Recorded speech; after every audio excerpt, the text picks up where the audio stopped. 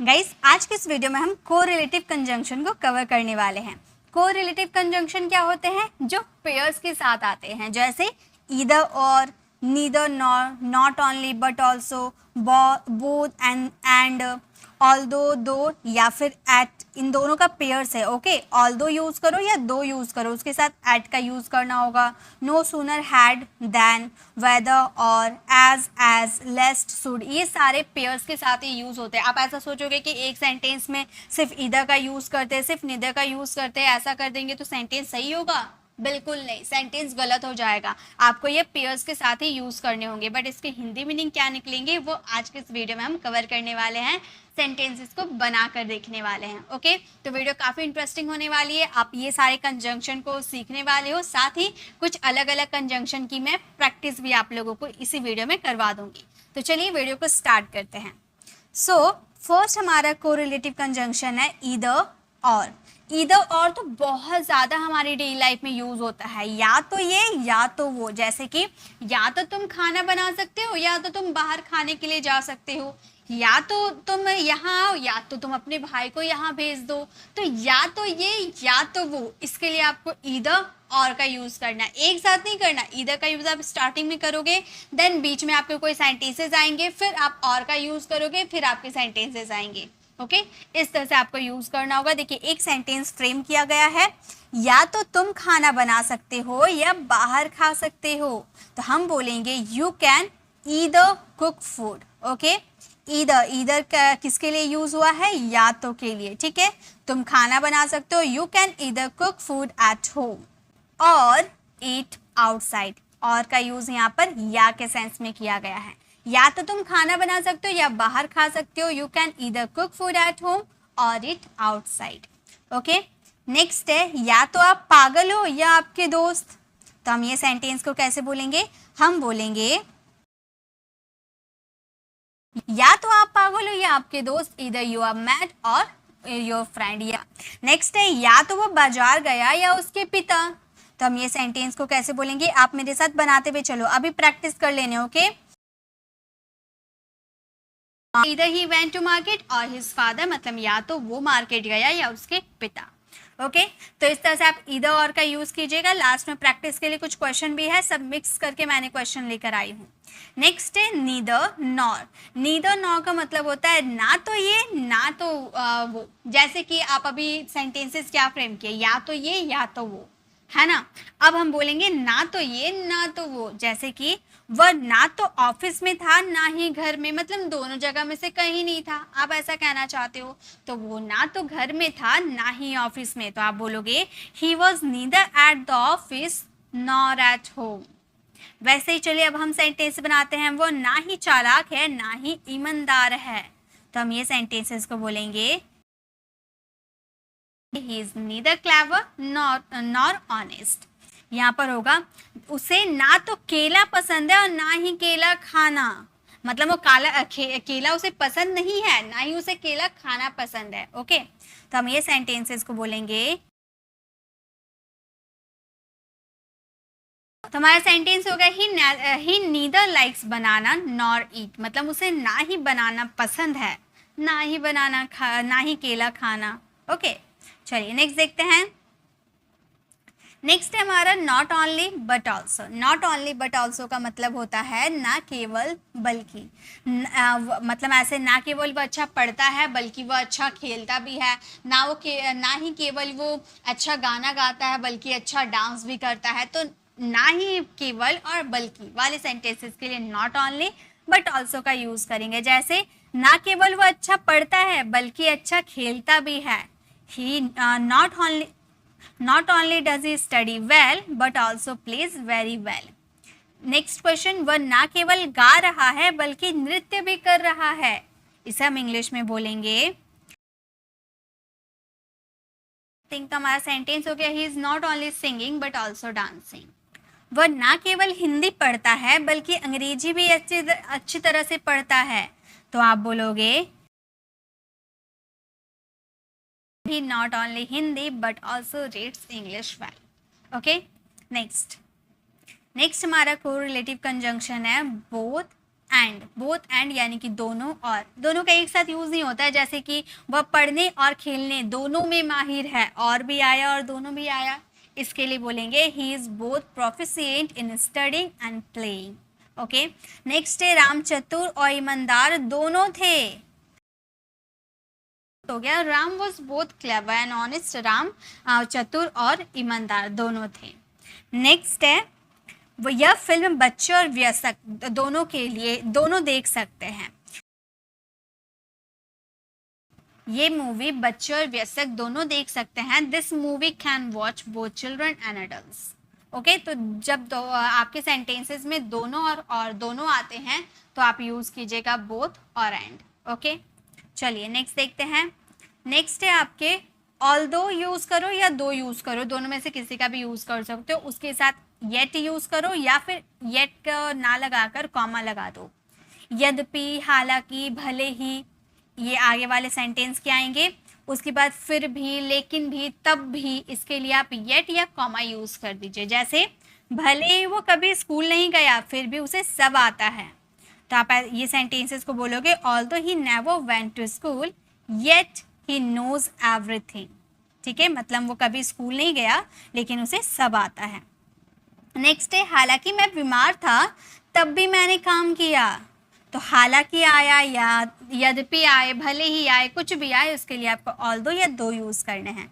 तो हम दो का भी यूज कर सकते हैं, हम बोलेंगे दो आई वॉज अनवेल, मतलब मैं बीमार था, मैं स्वस्थ नहीं था, दो आई वॉज अनवेल, तब भी मैं काम किया, तब भी के लिए आप येट लगा सकते हो या फिर सिर्फ कॉमा लगा के भी काम चल जाएगा। कॉमा लगा दिए और आई वर्कड यूज कर दिए। ठीक है, येट आप लिख सकते हो, आप येट यूज कर सकते हो, और येट अगर आप नहीं भी यूज करते हो तो कॉमा लगा दोगे तो बात खत्म हो जाएगा। ओके, नेक्स्ट है हालांकि वह एक मेहनती है लेकिन वह सफल है।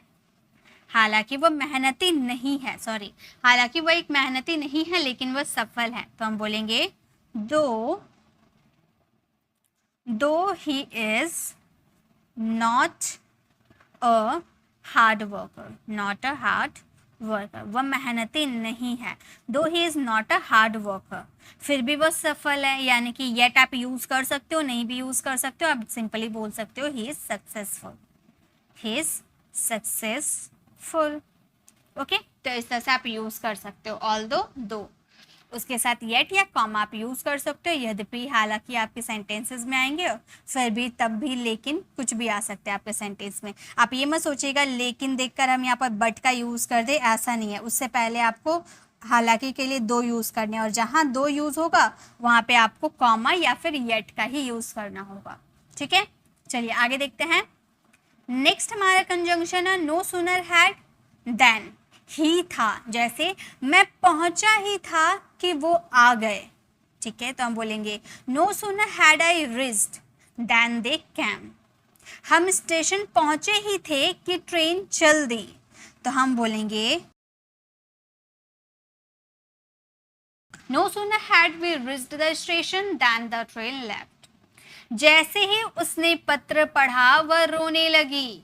अब सेंटेंसेस में जैसे ही आ गया तो इसका मतलब क्या कुछ और लगा दे? नहीं, देखिए सेंटेंसेस में क्या काम हो रहा है, मतलब आप एक काम जैसे ही कंप्लीट करे दूसरा एक्शन स्टार्ट हो गया। Sooner had she read the letter then she burst into tears। चलिए आगे देखते हैं। नेक्स्ट है हमारा वेदर और मतलब कि या, जैसे मुझे नहीं पता कि वह खाना खाएगा या नहीं। ओके, यानी कि की के लिए आपको वेदर का यूज कर देना है और या के लिए आपको और का यूज कर देना है। जैसे I don't know whether he will eat food और नॉट, मतलब मुझे नहीं पता कि वह खाना खाएगा या नहीं। नेक्स्ट है तुम्हें बुरा नहीं मानना, तुम बुरा नहीं मानना, वे आते हैं या नहीं, मतलब वो आएंगे या नहीं, तुम उससे बुरा मत मानना, ऐसा कहना चाहते हो। तो आप बोलोगे तुम बुरा नहीं मानना कि you don't mind whether, don't mind whether, वे आते हैं या नहीं, दे कम और नॉट। ओके, बॉस जानना चाहते हैं कि मीटिंग में तुम जाओगे या मैं।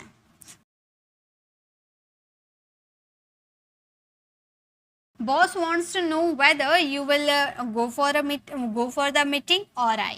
मतलब बॉस जानना चाहता है कि मीटिंग में तुम जाओगे या मैं। ओके, नेक्स्ट है हमारा एज डैश एज, जितना उतना। जैसे कि तुम मेरे जितना चालाक नहीं हो, मतलब जितना मैं चालाक हूँ तुम उतना चालाक नहीं हो, ऐसा कहना चाहते हैं। जैसे तुम मेरे जितना चालाक नहीं हो, you are not clever as I. यहाँ पर एज देन क्लेवर एज, है ना। तो you are not clever as I, क्या तुम मेरे जितना अच्छा गाना गा सकते हो। Can you sing as good as I can, मतलब क्या तुम मेरे जितना अच्छा गाना गा सकते हो।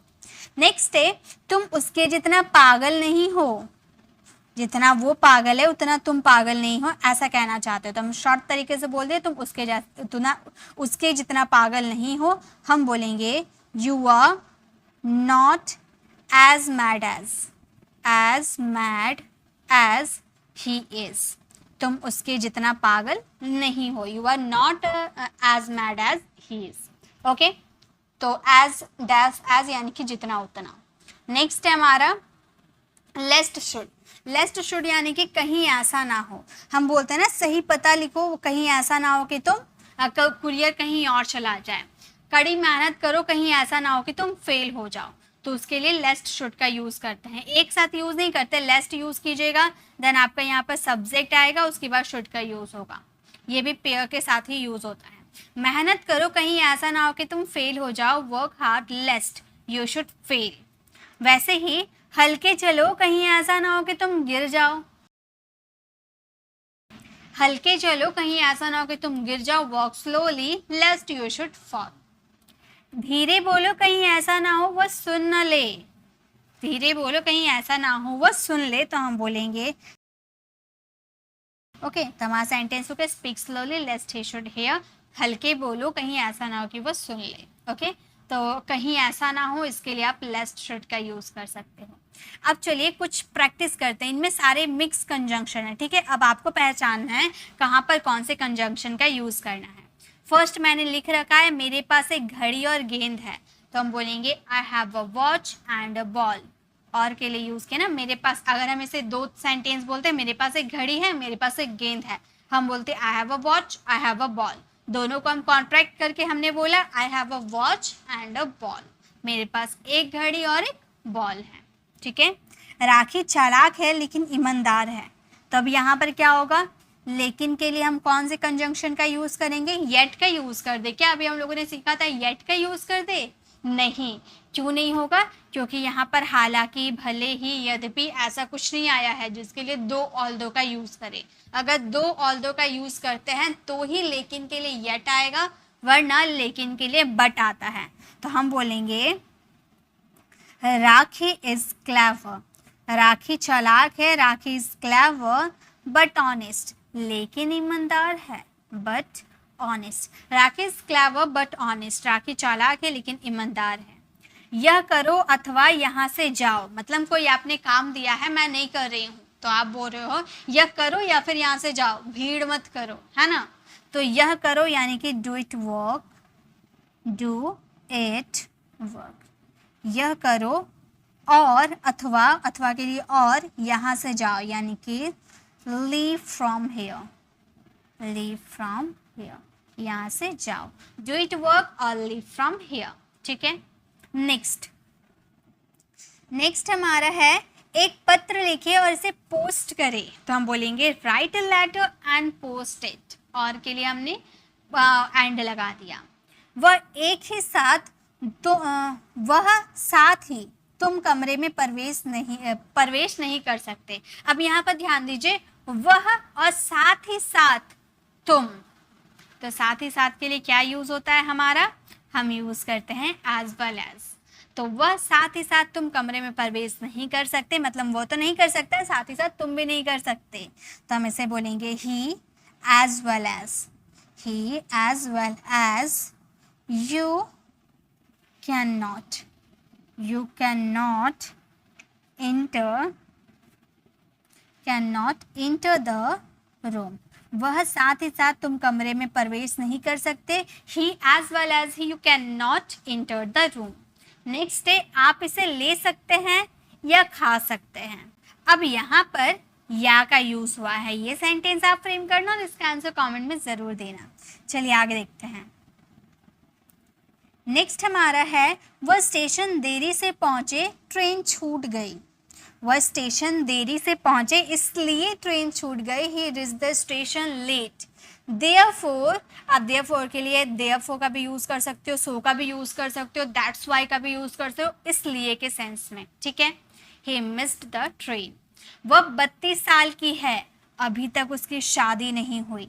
अभी तक के लिए आप येट का भी यूज कर सकते हो, ठीक है। तो हम ये सेंटेंस को बोल सकते हैं she is 32, she is 32 years old। वो 32 years की है, अभी तक, यानी कि येट उसकी शादी नहीं हुई है, यानी कि she is not married, she is not married, ठीक है। तो यहाँ पर येट हमने लगाया अभी तक के सेंस में, ओके। कंजंक्शन के लिए आपको हिंदी मीनिंग ज़्यादा अच्छे से लर्न होनी चाहिए, ओके।